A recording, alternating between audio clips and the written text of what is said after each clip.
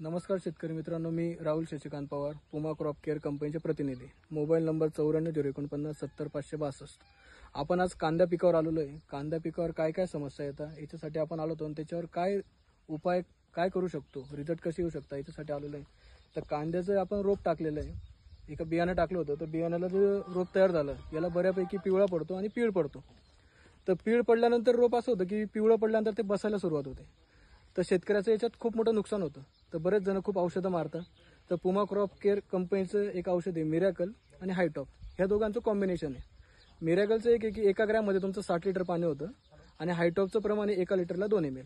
तर तुम्हाला मिरॅकलची बॉटल हायटॉपच्या बॉटलमध्ये टाकून घ्यायची, ते कॉम्बिनेशन व्यवस्थित तयार करून घ्यायचं आहे. प्लस याच्यासोबत एक कीटकनाशक आणि बुरशीनाशक घ्यायचं आहे आणि याचा स्प्रे करून घ्यायचा आहे. तर स्प्रे केल्यानंतर फायदा काय होणार आहे, जे हे रोपं पिवळं पडलेले आहे, आता तुम्ही सगळे पाहू शकता की सगळे शेंडे पिवळे पडलेले आहेत आणि ते जळायला सुरुवात होते आणि त्यांना पीळ पडतोय. तर पुमा क्रॉप केअरचं मिरॅकल आणि हायटॉप आणि एक कीटकनाशक आणि बुरशीनाशक याचा स्प्रे घेतल्यानंतर 3 तासामध्ये हे शेंडे तुमचे सगळे हिरवेगार होऊन जाणार आहेत. आणि दुसरं एक जो पीळ पडलेले जे रोप आहेत हे सरळ होऊन जाणार आहे. 3 तासामध्ये ते एकदम सरळ दिसणार आहे. आता तुम्ही पूर्ण प्लॉट पाहू शकता की याच्यामध्ये पिवळापणा बऱ्यापैकी आलेला आहे प्लॉटमध्ये. याच्यावर जर स्प्रे केला नाही तर हा प्लॉट बसायला सुरुवात होऊन जाईल. तर त्याच्यामुळे तुम्हाला पुमा क्रॉप केअरचं मिरॅकल आणि हायटॉप हे दोघांचं कॉम्बिनेशन करून एक कीटकनाशक बुरशीनाशकचा स्प्रे याच्यामध्ये कॉम्बिनेशन घ्यायचं आहे, मग स्प्रे करायचं आहे.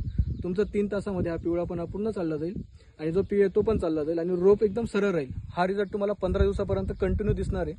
तोपर्यंत तुमचं रोप लागवडीसाठी येऊन जातं.